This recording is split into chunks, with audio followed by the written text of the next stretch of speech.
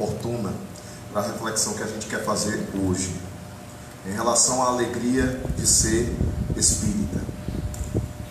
Eu comecei a pensar nesse tema, principalmente por ver os desabafos de muitos dos meus companheiros espíritas, e sobretudo por perceber no desabafo de muitos deles um equívoco na relação que o indivíduo estabelece com Deus, na relação que o indivíduo estabelece com a religiosidade, na relação que faz com que ele busque alguma coisa, algum caminho.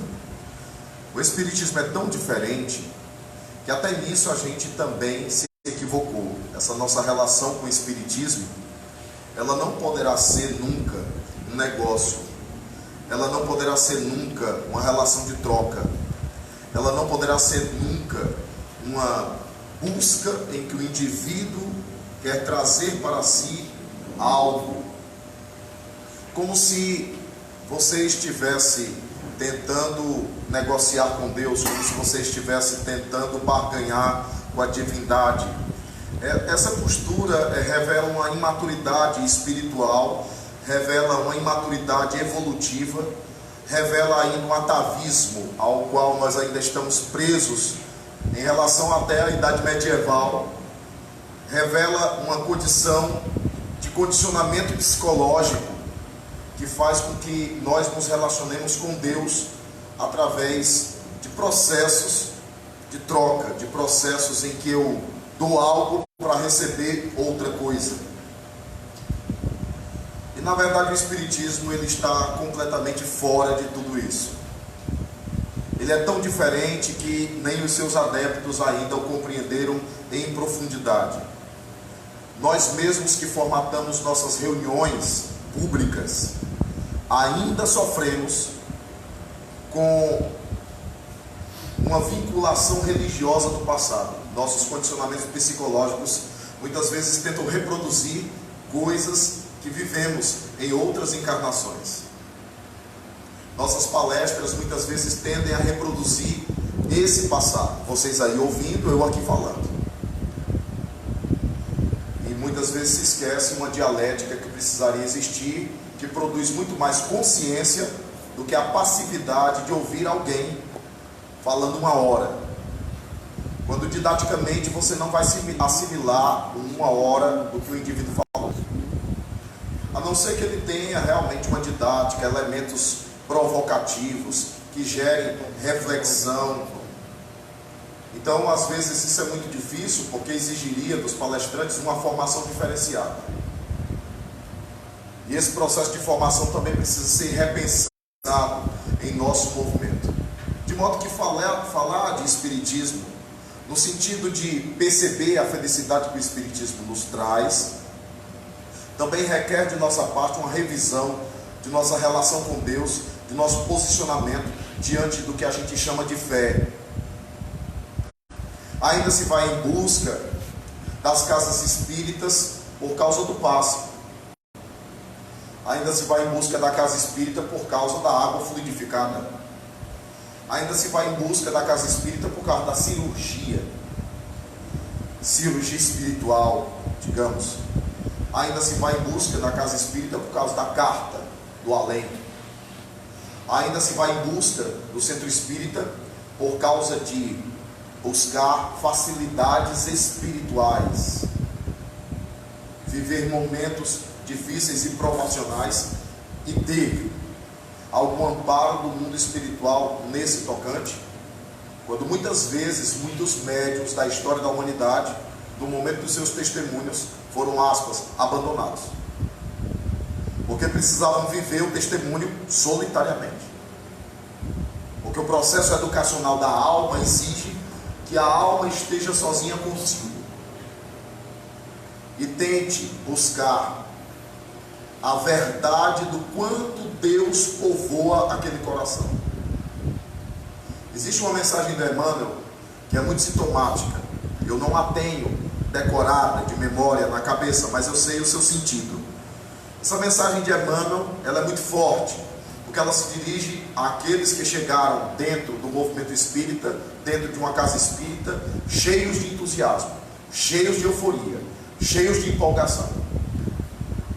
Essas criaturas humanas chegavam a dizer que nunca abandonariam a doutrina espírita, e chegaram a dizer que entraram no centro espírita para abraçar e esposar um ideal de encarnações sucessivas, um ideal que não se demoraria apenas nesta existência corpórea. Mas vieram as provações, e vieram os espinhos, e muitas vezes no desabafo dos atendimentos fraternos nós costumamos ouvir: ora, eu entrei na doutrina e de repente as provações parecem ter aumentado. Eu entrei na doutrina e de repente parece que a coisa ficou mais difícil. Eu entrei na doutrina e de repente parece que o mundo virou de cabeça para baixo. O que é que está havendo? O que é que há de errado? Talvez alguns irmãos de outras hostes religiosas estejam certos, porque eu entrei na doutrina e as provações aumentaram, e eu queria encontrar uma religião para não ter provações. No fim das contas, isso demonstra flagrantemente que a sua relação com a doutrina espírita está errada, está equivocada, e você a procurou por outro motivo, o que significa que você ainda vivencia aquele status espiritual de procurar Deus para facilitar a sua vida.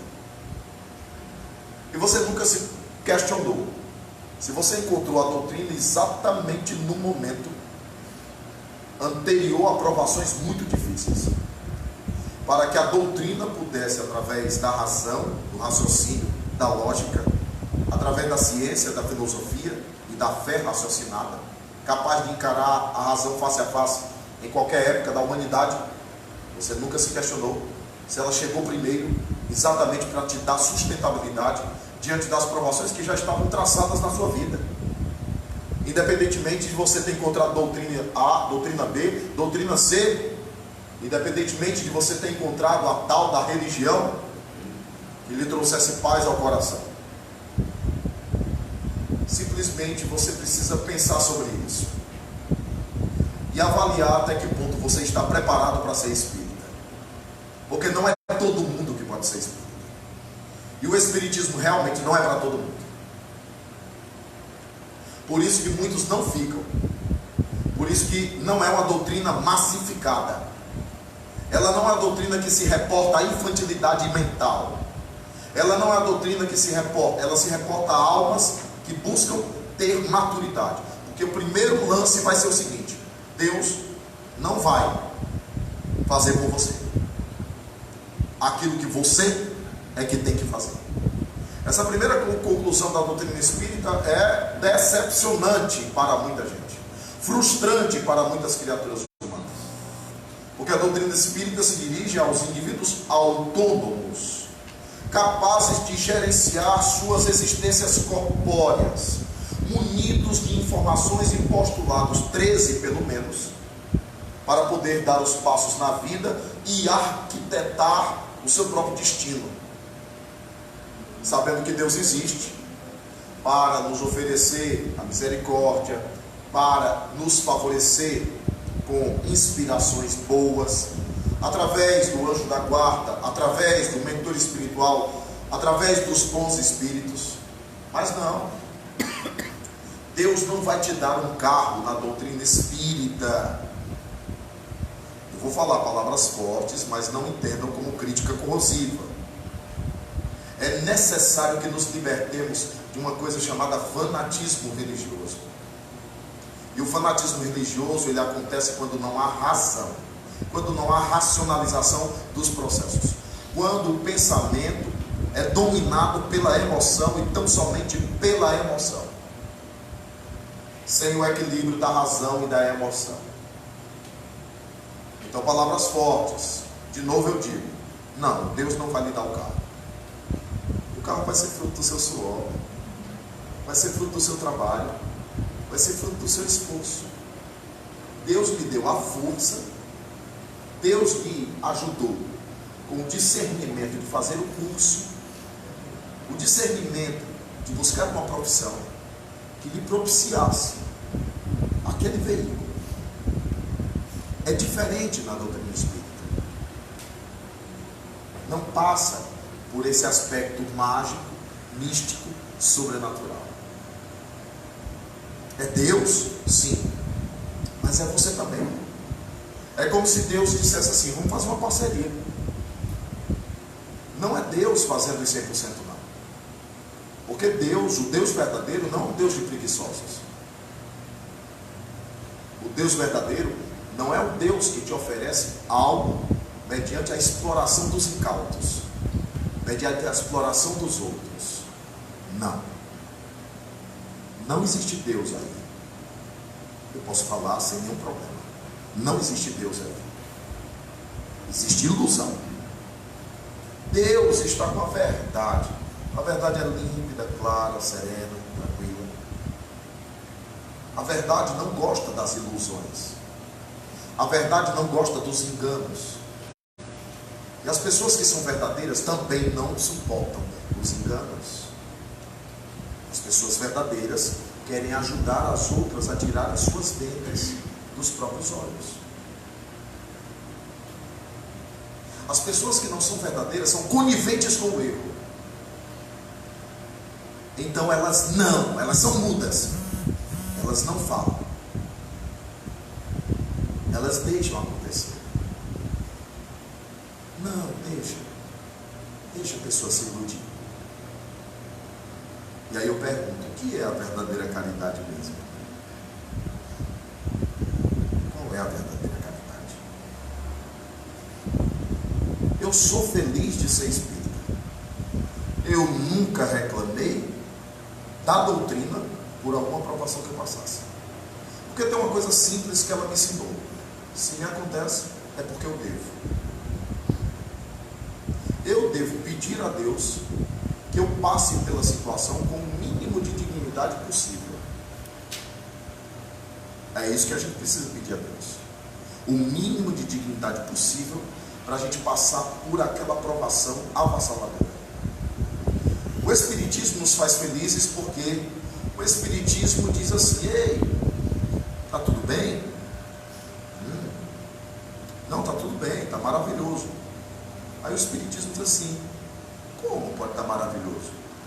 Não tem janela não? Como pode estar maravilhoso? Não tem nada lá fora? Como pode estar maravilhoso? Está tudo bem para todo mundo? Como pode estar maravilhoso? Que paz é essa sua? A paz do egoísta? Ou que alegria é essa sua? A alegria do egoísta? Ser feliz de ser espírita é ser feliz de ter uma oportunidade. Mas não quer dizer que seja a conquista da plena felicidade. Porque a plena felicidade é um processo infinito. Ah, Nilton, então Jesus não é plenamente feliz? Pensem em vocês.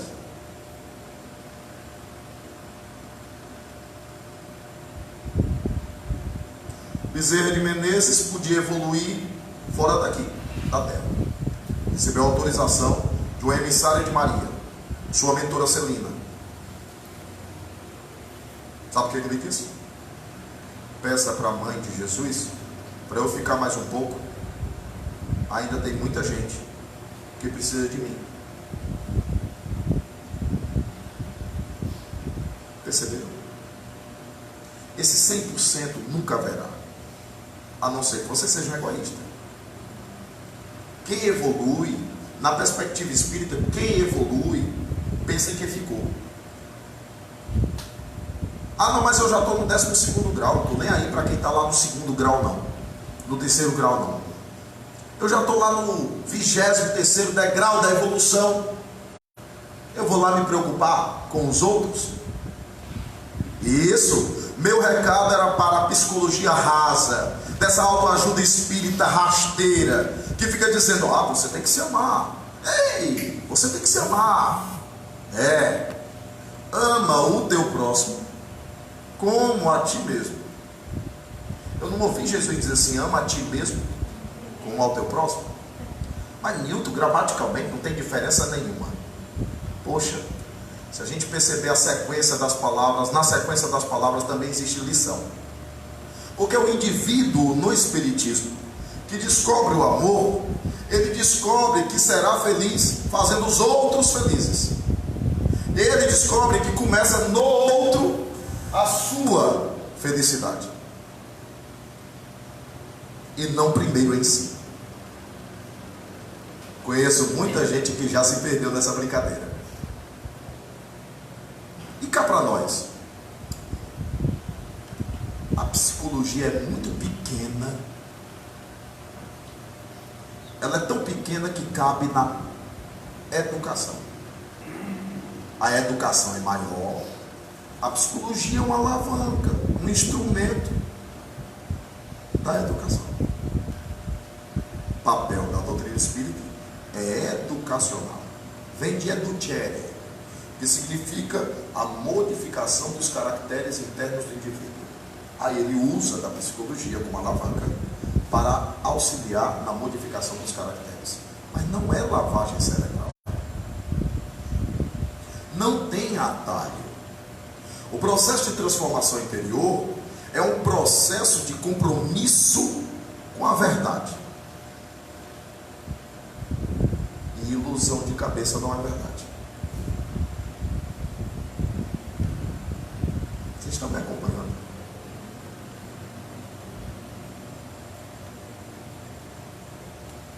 Cuidado, viu? Centros espíritas. Cuidado, viu? Palestrantes espíritas. São descaminhos. Aí perde-se o foco da força que a doutrina tem. Ela é muito maior do que isso. Eu sou feliz de ser espírita, porque vejam bem, eu tenho 1,67 m de altura, mas eu sei que na próxima encarnação poderei ter 1,92 m.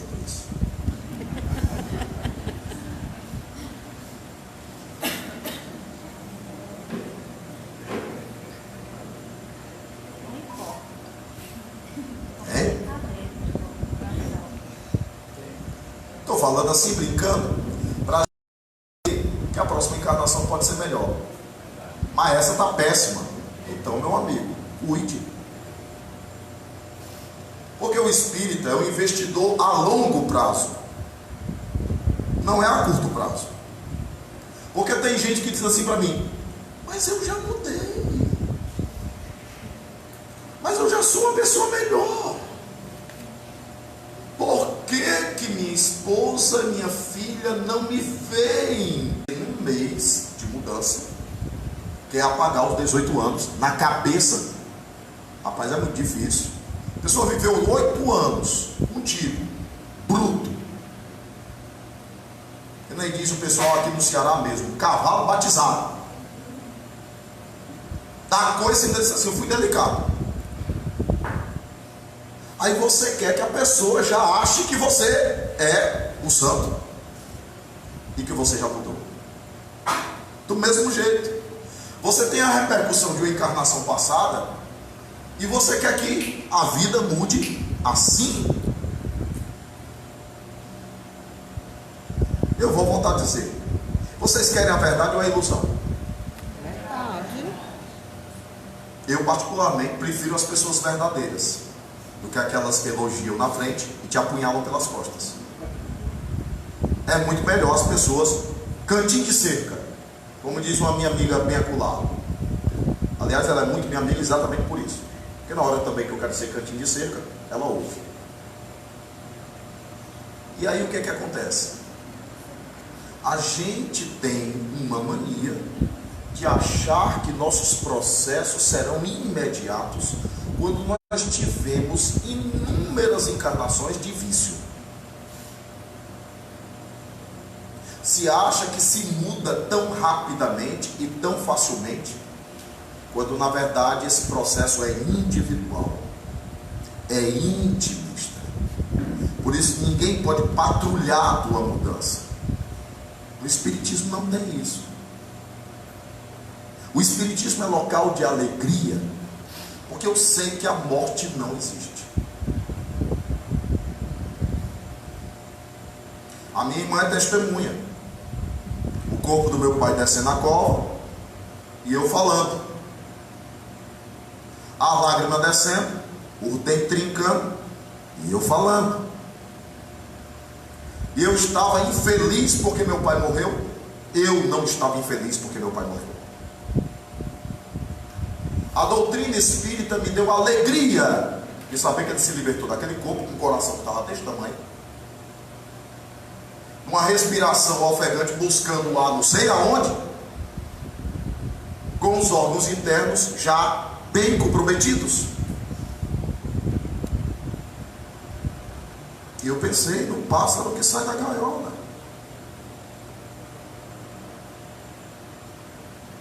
Ah, eu estava com saudade? Ah, sim. Eu estava prenunciando a saudade? Ah, sim, eu estava prenunciando a saudade. Mas eu não estava infeliz. Eu estava preocupado por causa da condição dele, a visão dele das coisas, a perspectiva que ele enxergava as coisas. Ah, eu estava preocupado. Mas eu também sei que a alma, depois do outro lado, depois de algum tempo, ela recobra alguns raciocínios, alguns conhecimentos. Algumas conquistas que ela fez e que ficaram adormecidas no passado.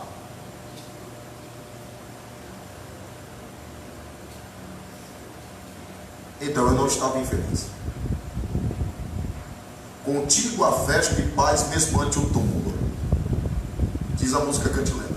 Contigo a festa e paz mesmo ante o túmulo. É isso mesmo.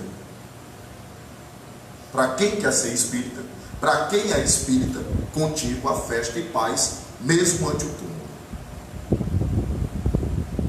É contundente. É testemunho.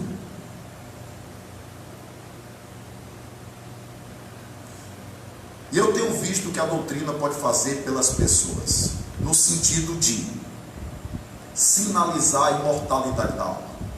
Tenho conhecido pais e mães extraordinários, criaturas humanas que testemunham o assassinato do filho, criaturas humanas grandiosas que testemunham a morte do filho pelo câncer, criaturas humanas que testemunham o filho que foi torturado em cativeiro. Encontrei uma mãe, eu me senti deste tamanho na frente dela.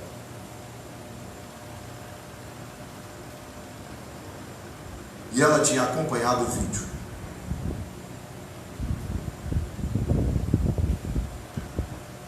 Mas a mãe era gigantesca. Sabe o que ela me disse? Demorou, mas pelo menos ele se libertou deles. E você olhava nos olhos da mãe, não tinha nos olhos daquela mãe nenhum anseio de vingança.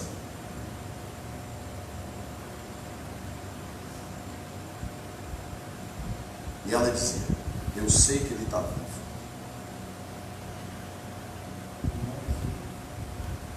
E o filho escreveu.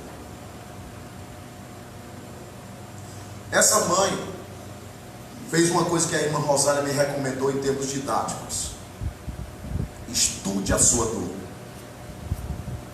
Qual é a sua dor? Não, porque a casa espírita tem um programinha pronto, é feito no gabinete em laboratório. Às vezes os temas são até copiados. Vocês me conhecem, eu falo assim, né? Os temas são copiados. Você sequer altera o tema para tornar mais acessível ao público. Você sequer altera o tema para aproximar da realidade cotidiana. Então é tudo em gabinete. E a irmã Rosália me ensinou o seguinte: estude a sua dor. Qual é o seu dilema? Quais são os dilemas que você enfrenta? É a sexualidade? Quais são os dilemas que você enfrenta?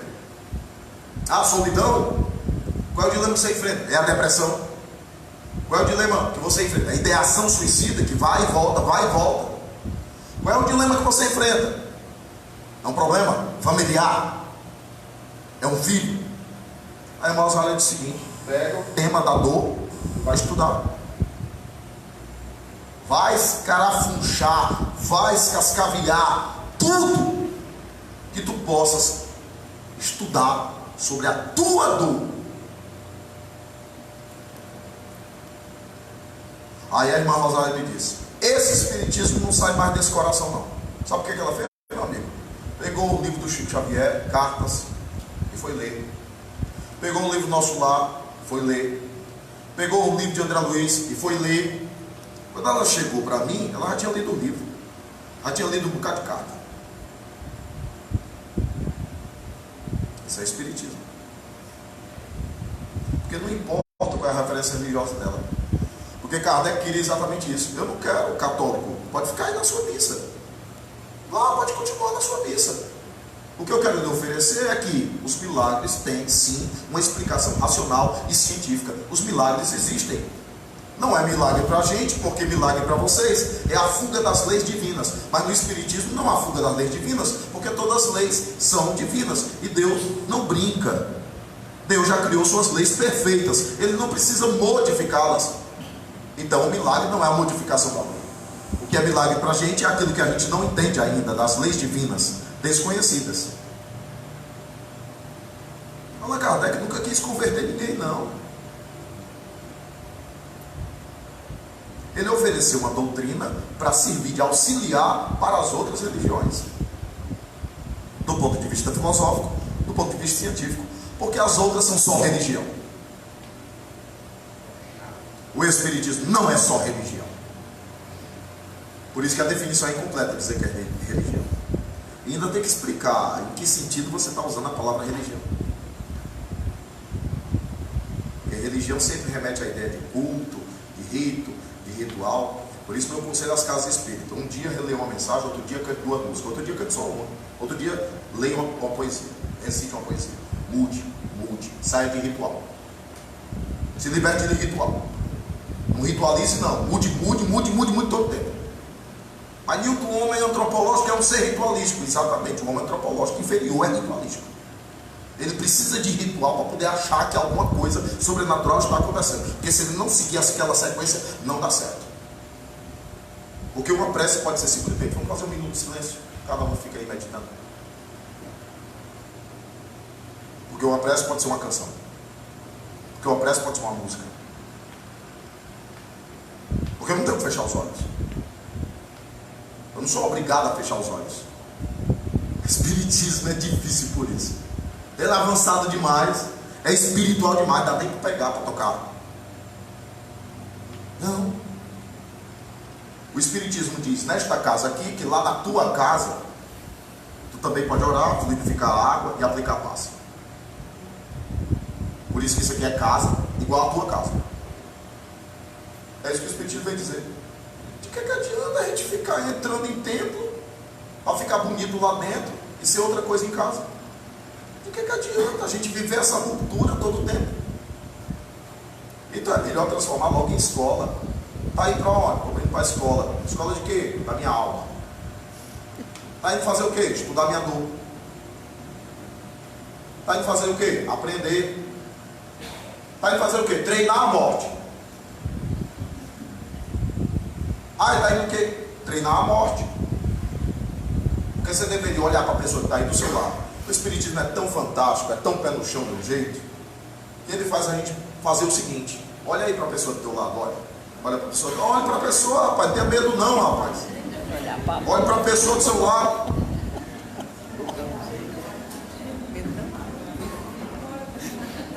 Agora diga para ela: meus sentimentos. Meus sentimentos. Sentimento de amor, bondade. Viu? Eu não vou dizer isso não, estou agorando a pessoa, estou agorando. A mamãe me ensinou, a vovó me ensinou também que má palavra é perigoso. Aí que eu digo meu sentimento, também a pessoa morre ali na esquina. Estou com medo, não vou dizer isso não, Nilton, estou no centro espírita. Não, porque cá para nós, se você diz assim, meu sentimento ou meus pêsames, porque a pessoa morreu, você devia dizer para a pessoa que está do seu lado aí. Diga para mim, quer dizer para ninguém não? Pode dizer para mim, pode dizer, vai, todo mundo, no 3. 1, 2, 3, vai. Obrigado, estou morrendo mesmo. Estou morrendo, passou um segundo, morri. 2 segundos, morri. 1 minuto, estou morrendo, continuo morrendo. Acho tão engraçado, e a morte parece uma coisa tão inusitada na nossa vida, né? Tão repentina. A gente está no mundo, está no corpo, e o corpo está morrendo. Faz tempo que está morrendo. E a contagem agora é regressiva. Por isso que eu aprendi um golpe de neurolinguística espiritual. Os espíritos aprenderam a me dizer, para eu aprender a dizer para as mães: mãezinha, não, eu estou distante dele, ele morreu há 2 anos. Mãezinha, a senhora sabe quando vai desencarnar? Não sei, se diga assim uma média. Não, acho que eu vou desencarnar aos 70 anos. A senhora está com quanto? Estou com 65. Pois é, mãezinha, falta 5 anos para a senhora ver ele. É na contagem regressiva. A gente não tem contagem regressiva. A gente conta a nossa idade dessa maneira. A gente não sabe quando vai desencarnar, então a gente não faz a contagem regressiva. Mas é contagem regressiva também. Porque cada data que a gente faz, cada aniversário que eu tenho hoje, eu disse assim, está mais perto. Está chegando. E agora? Anildo vai dizer que tu não tem medo da morte. Eu hoje não sei mais nem se eu tenho medo da dor da morte. Porque eu carrego comigo uma cicatriz que para mim é uma medalha. Eu tenho uma cicatriz de uma cirurgia que abriu. Era uma peritonite aguda. Eu quase papoco com e tudo pro outro lado da vida.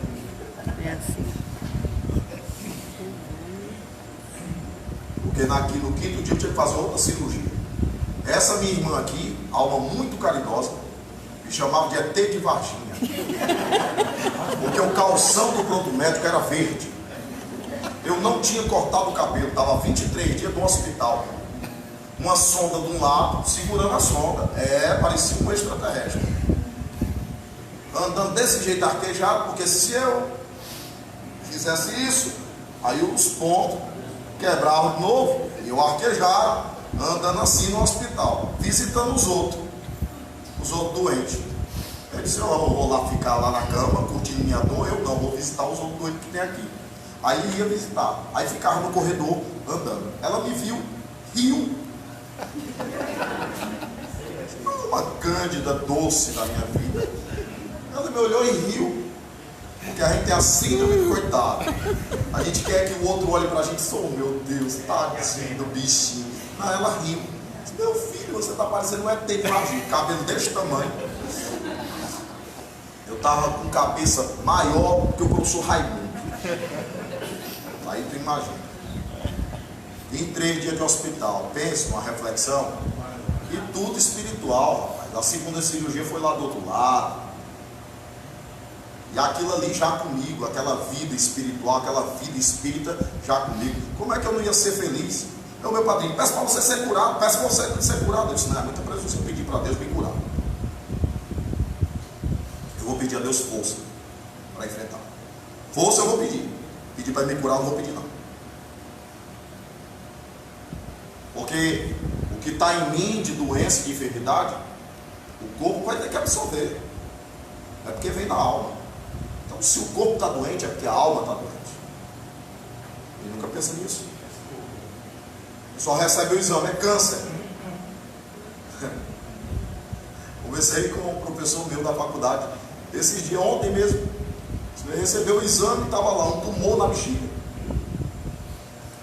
Já pensou em quê? Em câncer. A pessoa, quando ouve a palavra câncer, eu aprendi com a mamãe. Diga não. Olha. Não, você tem que aprender o código. Aquela doença. Não diga essa, não diga esta, porque gramaticalmente essa e esta está perto. Aquela está longe. Então diga aquela doença.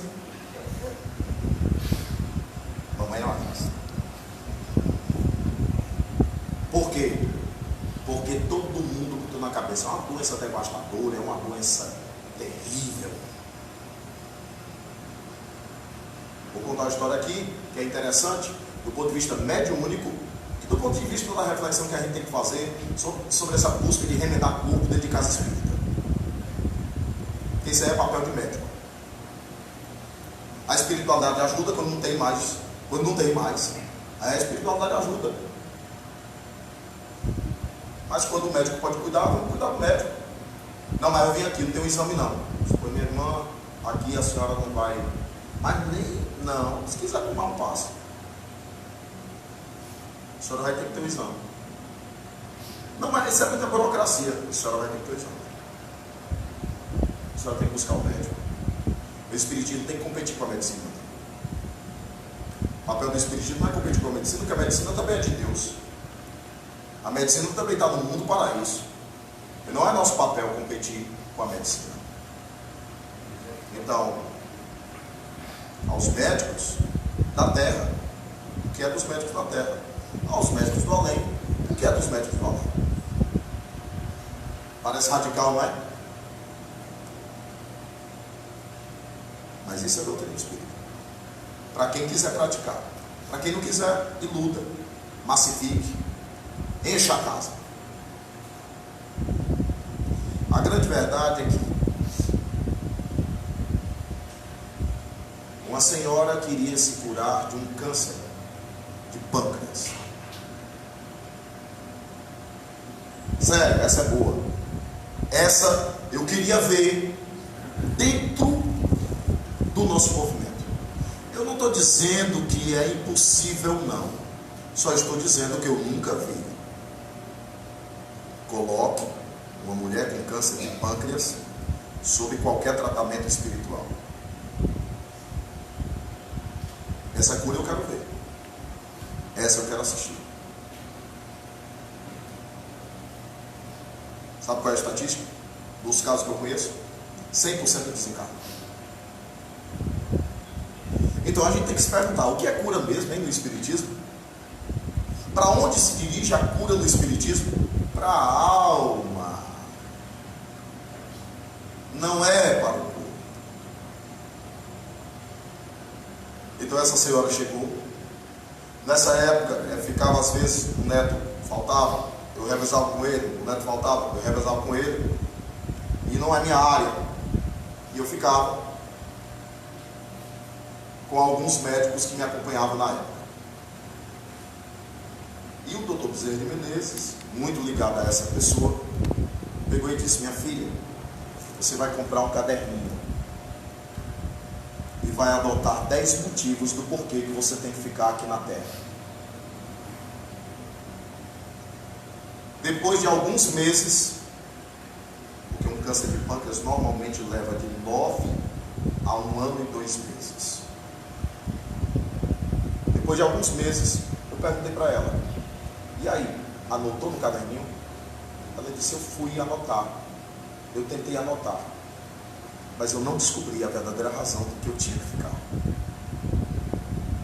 O exercício que ele fez com ela foi mais ou menos dizendo assim: por que você está rejeitando a sua partida? Porque neste caso, na visão espírita, o câncer é a cura. O corpo é um mata-borrão que absorve esses resíduos da alma. E a doutrina chega para dar força, dar fé, ajudar no testemunho, porque ela testemunhou. Ela sentia dor, mas ela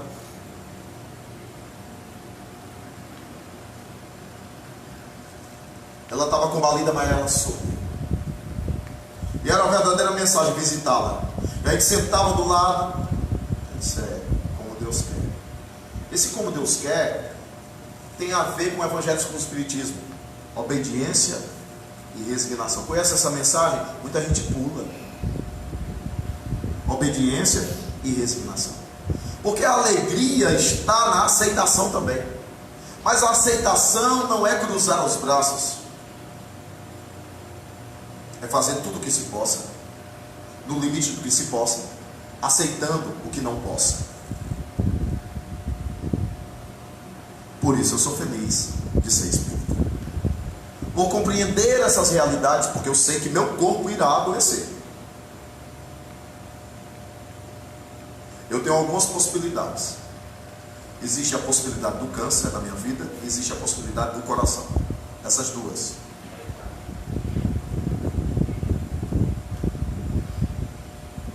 Então, eu longe da estatística não, porque é muita gente com câncer. Eu estou achando que é um novo tipo de humanidade. Porque eu nunca vi. O pessoal diz que é as substâncias, é isso, é aquilo. E às vezes pode ser a matéria do nosso corpo físico que está cada vez mais sutil. E a nossa mente em desalinho acaba fustigando esse corpo também. Mas sempre tem um resgate. E aí a gente lembra o que Jesus dizia: é preferível entrar no reino dos céus sem um dos teus membros do que perder toda a tua alma.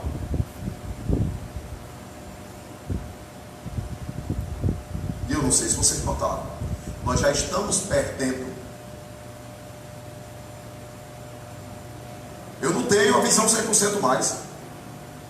Eu tenho miopia.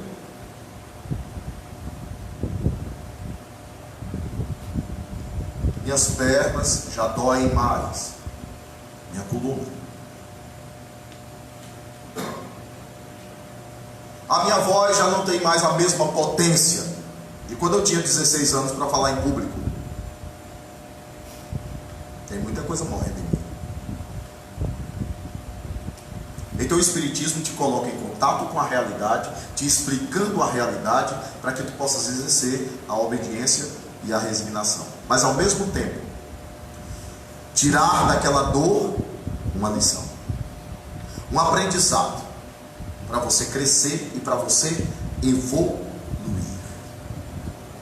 O Espiritismo vem te ensinar que é você e Deus. Ah não, mas vão me tirar o fulano. Não, é só você e Deus. Não, mas eu tenho medo de perder o fulano. É só você e Deus.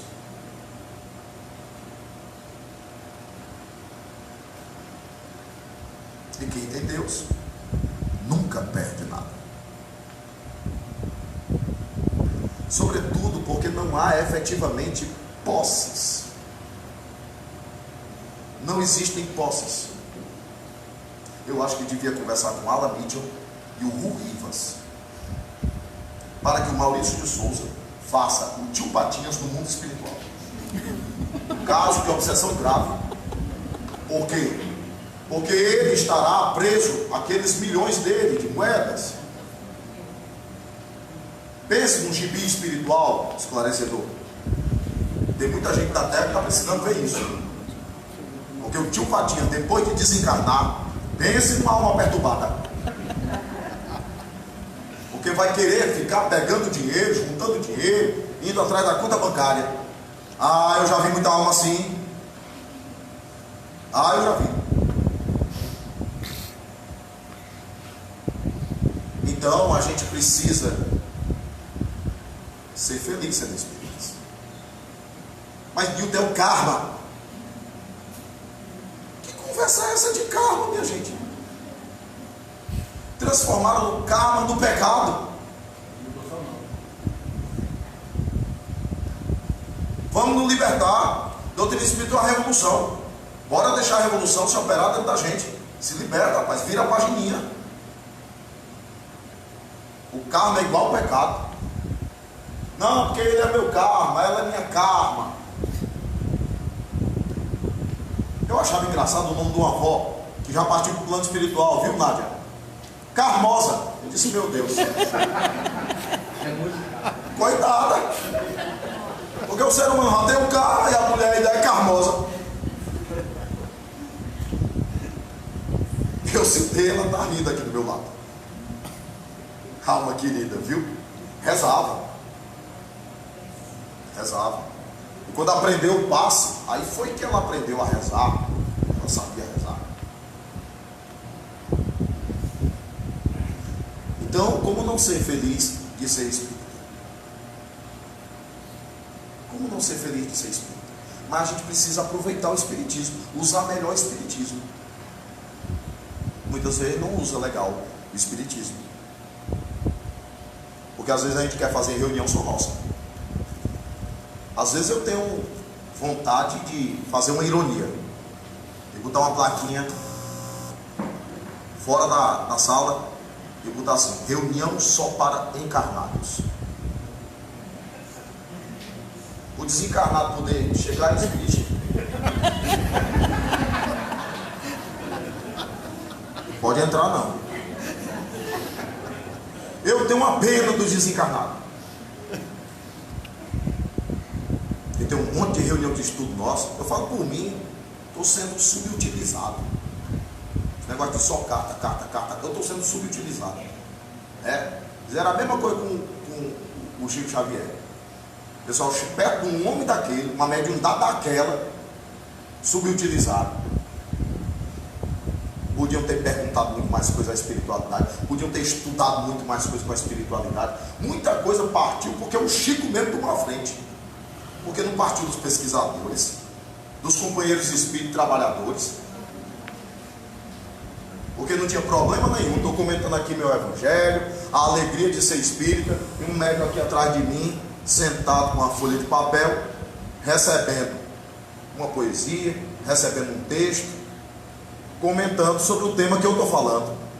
E aí no final a gente lia, porque os espíritos também têm direito de participar da reunião, e tem direito também de comentar, tem direito à voz. Eu nunca vi tanta falta de igualdade num mundo como esse. Se você tem um médico com desenvoltura psicográfica intuitiva, devia estar sendo usado. Mas às vezes eu proponho isso aos médicos, os médicos querem nem aparecer, tudo com medo. Tem medo do ridículo, como se eles é que fosse julgado. Não entendeu a mediunidade, porque a mediunidade é a mensagem. E a mensagem é que tem que ser avaliada. E quando eu critico a mensagem, eu não estou criticando você. O médico melindravo não quer ser criticado. Então ele não quer ser avaliado na sua mensagem. Aí é um ato falho, né? A mensagem é tua. Aí foi o animismo, a mensagem é tua. Se a mensagem não é tua, não te pertence. Se a mensagem não te pertence, ela é nossa. Ela é de todo mundo. Ela não pode ficar engavetada, não. Ela tem que ser dividida. Claro, passa por uma comissão, faz uma avaliação. Mas nós não estamos fazendo isso. Mas está lá, Seara dos Médicos, reunião pública do dia tal. Estava estudando o livro dos médios, o Chico psicografando, aí Mano trazia uma página, André Luiz trazia outra página, e assim sucessivamente. Isso é a alegria de ser espírita. É ficar interagindo com a espiritualidade, sem vulgarizar a mediunidade, mas colocando ela no lugar dela. É natural. Senta, escreve, não tem nada demais. Não tem nenhum mise-en-scène. Recebeu a mensagem, comentário, legal. Como faz um grupo de Uberaba. Sabe como é que eles fazem? Eles fazem assim: o médico senta, psicografa, depois eles abrem o evangelho na casa. Quando vai ver, o tema do evangelho bate com a psicografia que ele recebeu antes. Fantástico, né? Porque denota a autenticidade do estudo que seria feito naquele momento. Aí eles leem a mensagem com o evangelho e depois comentam.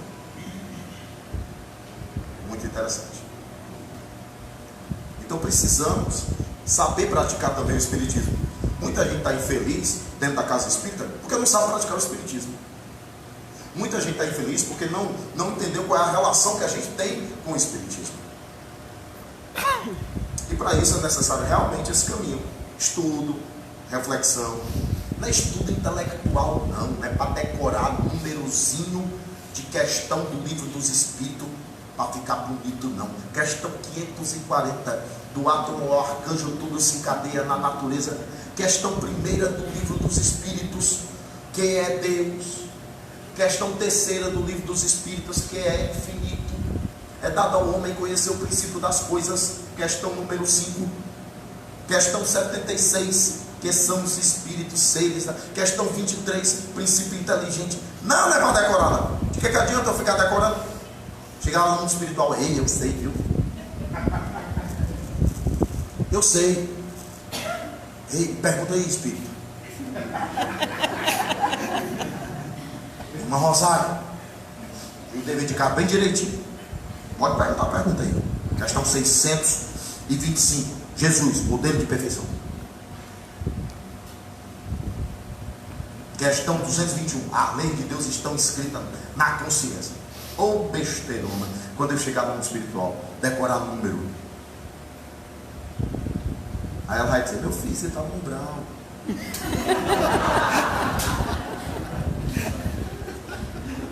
Se amostre não. Vá refletir.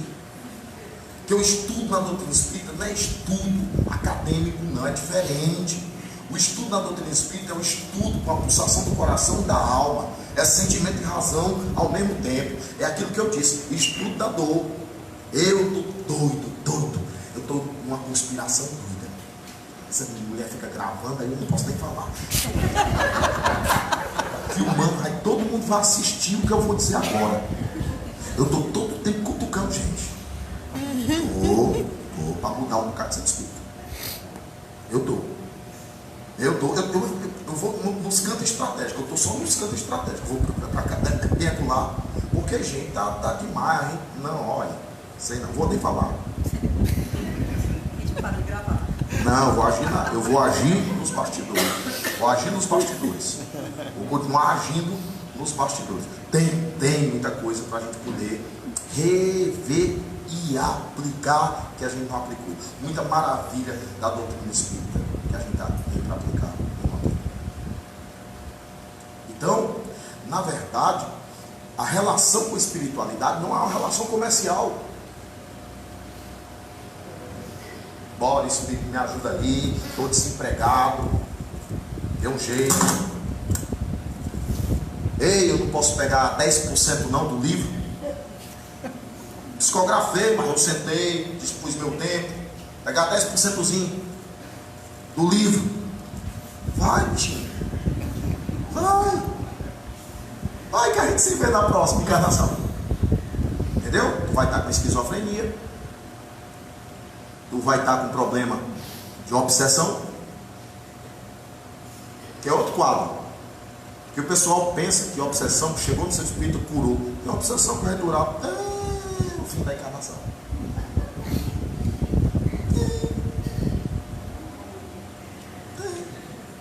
Tem.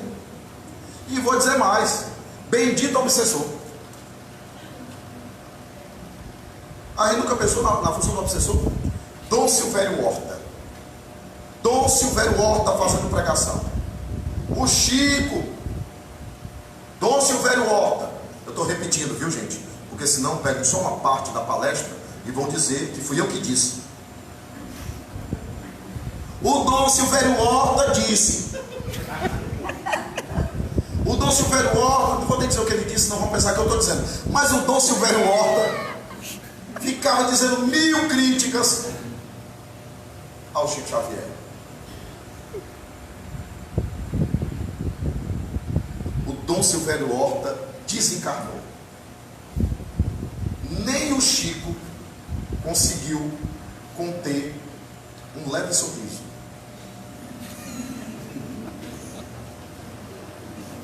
Mas eu me explico. Eu explico o sorriso do Chico. Deixa eu defender o Chico.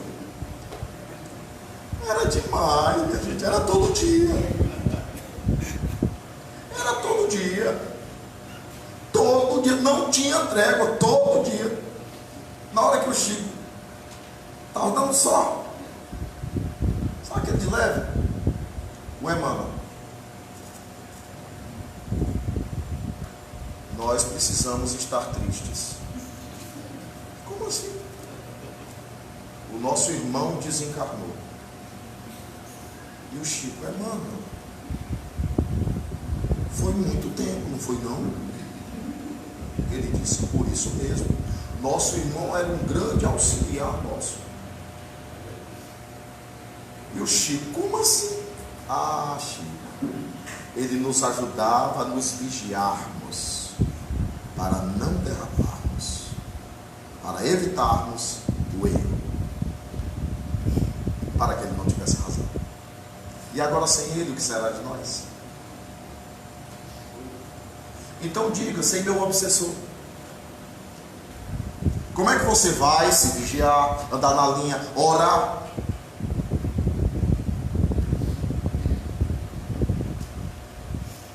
Eu convivo com o obsessor. Eu queria um médium vidente potente, sabe? Porque tem uns médium vidente místico. Médium vidente místico diz assim, vixe, tem 3 aí, viu? Tem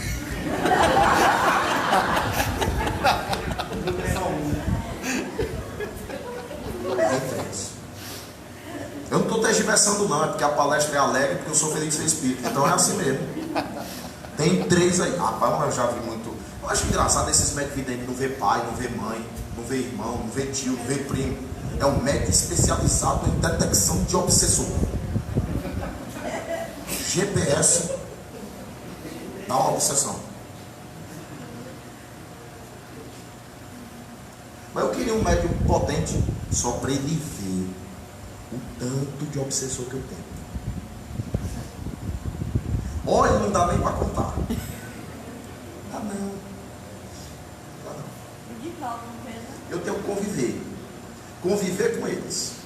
Aí quando a coisa aperta, que a cabecinha começa a perturbar,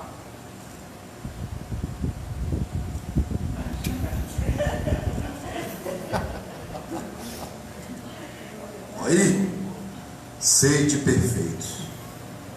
Aí eu começo a ler. Eu leio em voz alta, porque obsessor não é espírito superior não, sabe? Que lê pensamento não. Eu leio em voz alta, senão ele não escuta. Aí leio. Sabia que tem obsessor para isso? Eu leio. Aí rezo. Aí leio. Aí rezo. Aí leio. Aí rezo. Tem deles assim, não vai parar não. Eu disse, eu paro. Você para? Um bom livro, diz a irmã Rosália, é remédio para a alma. Um bom livro é um portal de sintonia nova. Você está bagunçado, abre o livro, começa a se envolver numa outra sintonia. O livro é quase um ser vivo. Estou treinando desapego a livro. Mas um livro é quase um ser vivo. E dizem que no mundo espiritual as letras têm luz. Os livros são diferentes.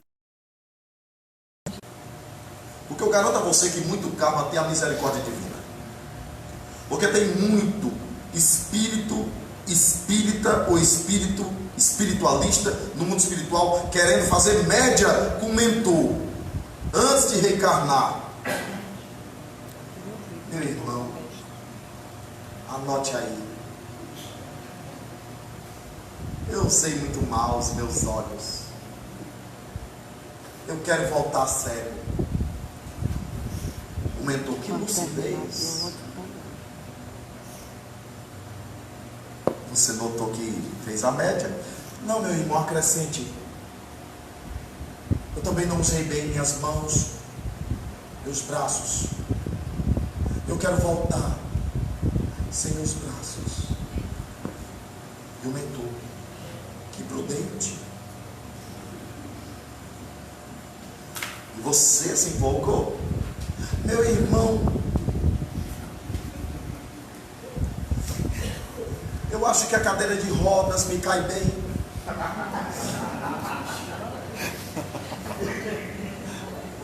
Eu quero voltar assim. E o mentor, fechado. Quando o mentor diz fechado, você...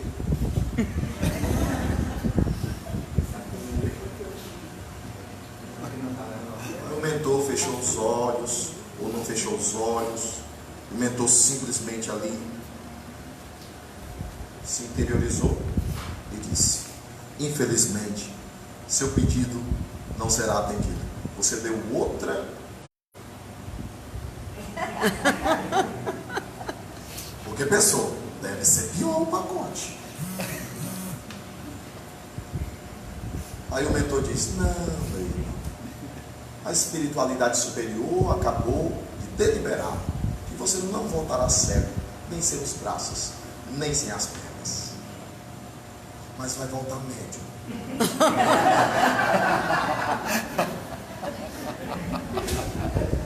E antes que vocês tirem conclusões de paráfrase do que eu acabei de fazer, quero dizer para vocês que é maravilhoso ser médium. É maravilhoso. Você se torna um homem paciente. Ela está provando roupa. Mulher, quando vai provar roupa, nenhuma serve. Mas é bom ser médium, porque você nunca está só. Ela está provando roupa em você.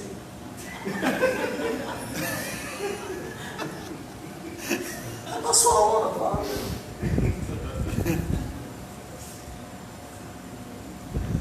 Tem duas coisas boas que inventaram hoje em dia: mediunidade e esse celular. E esse nunca está só também, não. E o tempo voa, o tempo passa. Mas eu estou brincando porque eu estou feliz de fazer essa palestra. Sou feliz de ser espírita. Sou feliz de ser médium. Não porque na mediunidade só veja coisa bonita. Tem muita coisa feia também que a gente vê. Tem muito desafio também que a gente enfrenta. Mas é uma aventura. É maravilhoso essa corda bamba. Você tem que andar com cuidado, falar com cuidado, ter cuidado com o que vai dizer. E mil coisas. Mas a felicidade de ser espírita está numa confiança que foi depositada. Agora eu vou dizer uma coisa bem séria para vocês. Todo aquele que se sentiu tocado no coração pelo Espiritismo tem uma tarefa.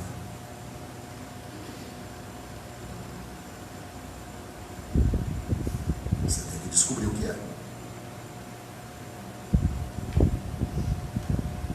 O Espiritismo não veio de graça. Ele é tão profundamente extraordinário que ele é um depósito de confiança divina. É Deus dizendo: eu te confio esta doutrina para que você possa disseminá-la. Não só através da voz, da palavra, mas através do gesto, do sentimento, do testemunho.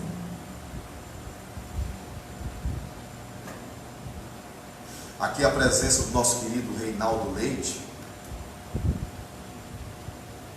Eu estou me permitindo isso porque ele também se permitia isso. E o Reinaldo Leite, quando estava perto de desencarnar, eu estou sabendo disso porque ele está contando agora. Quando ele estava perto de desencarnar, ele teve câncer. Era advogado, paulista. Sua mentora era Joana Angélica. Ele confortou muita gente, a Joana Angélica confortou muita gente através de correspondências, inclusive o nosso querido Samuel Ribeiro. Tem cartas recebidas, psicografias de Joana Angélica. E ele disse que as dores estavam aumentando muito. E quando as dores estavam aumentando muito, ele disse que veio o ímpeto de gritar. E quando veio o ímpeto de gritar, ele pegou o Evangelho do Espiritismo e colocou aqui, ó, entre os dentes, para conter o grito.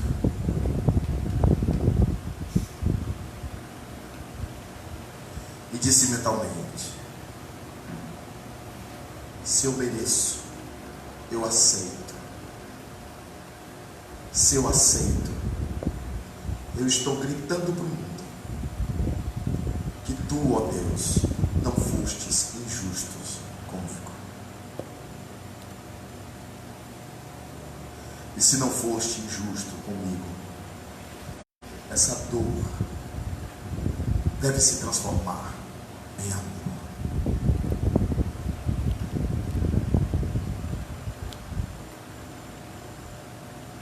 Testemunho muito belo, que indica para a gente a coragem da fé. Outra mensagem do Evangelho, porque a fé verdadeira é a fé que afronta o ridículo dos homens, que encara a razão face a face em todas as épocas da humanidade.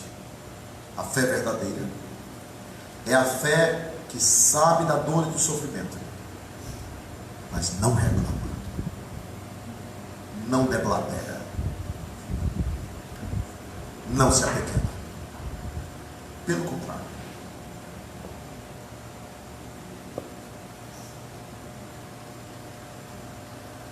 Então a gente precisa pensar. Não é qual é a do Espiritismo, qual é a nossa. Qual é a nossa intenção em ser espírita? dizer que é uma doutrina avançada, que é uma doutrina de intelectuais, de uma elite intelectual, cuja estatística IBGE é da classe média para cima. É para isso?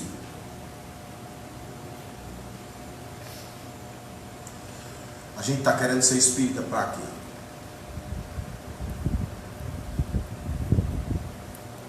Para se municiar do quê?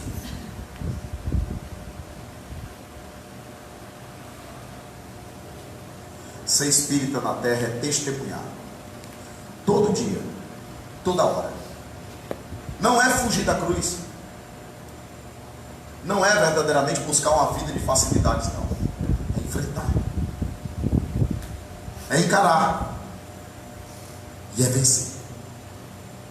É cair também, mas é vencer. Podemos dizer que somos espíritas, sim, batendo a mão no peito, por identidade doutrinária. Podemos também dizer que não somos espíritas, porque talvez não nos sintamos dignos de o sermos. Mas a definição diz: reconhece-se o espírita pela sua transformação moral e pelos esforços que faz por dominar as suas más inclinações. É conhecer uma senhora que eu conheci, que recebeu uma única carta. Ela já recebeu mais, mas uma única carta fez com que ela começasse uma trajetória de mudança interior. Eu sou testemunha. Ela começou a se modificar por dentro. Primeiro ela começou perdoando o marido que estava além.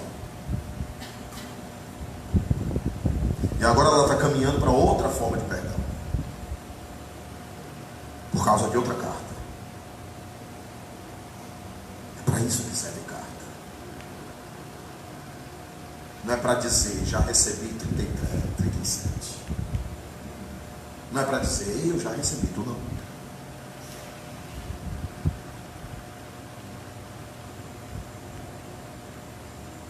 Para servir para alguma coisa dentro de si. Essa é a função do Espiritismo. É a doutrina de dentro.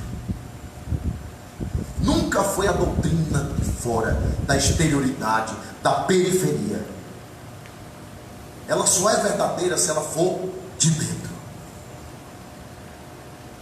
Então, pensando nisso, a gente pode dizer assim: assisti a primeira reunião num centro espírita, e ao sair alguém me perguntou se eu era espírita. Eu lembrei sermões e condenações, bruxaria e seita herética, e pensei aqui que disseram-me, sem perdão de Deus para tais ateus, pois ali o mal reina por igual, e erguendo a mão disse que não. Mas o tempo passou, eu que andei, vou lá na frente, o ensino espírita, compreendi que não posso afirmar que sou espírita, sim, não. E se eu que vejo a luz, não aguento a cruz, e as lições do Cristo em minha vida são ainda inéditas. Não perguntem mais, vou tentando entre quedas e acertos dizer não aos meus próprios defeitos. Vou tentando dizer sim, sou espírita. Eu espero vocês do outro lado da vida, para a gente comemorar o fato da gente ter sido espírita. Muita paz.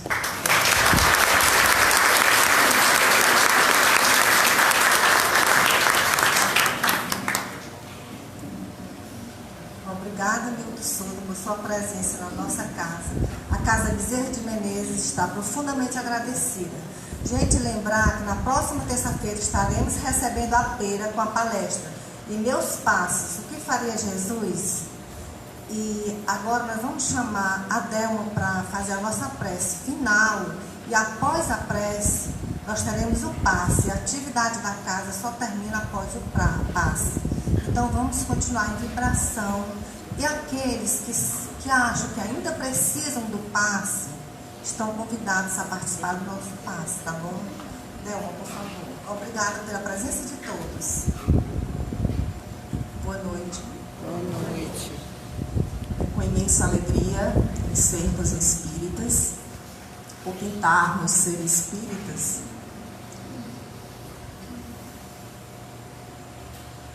envolvidos na vibração de amor e paz, através dessa prece, é o Pai Nosso Espírita de Emmanuel, psicografado por Chico Xavier.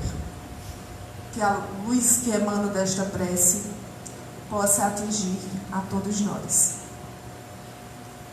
Pai nosso, nosso Pai que estás em toda parte, santificado seja o teu nome, no louvor de todas as criaturas. Venha a nós o teu reino de amor e de sabedoria. Seja feita a tua vontade acima dos nossos desejos, tanto na terra quanto nos círculos espirituais. Venha a nós o teu reino de amor e sabedoria. Perdoa as nossas dívidas, ensinando-nos a perdoar os nossos devedores com esquecimento de todo o mal. Não permitas que venhamos a cair sob os golpes da tentação de nossa própria inferioridade. Livra-nos do mal que ainda habita em nós mesmos, porque só em ti brilha a luz eterna do reino e do poder, da glória e da paz, da justiça e do amor, para sempre. Assim seja.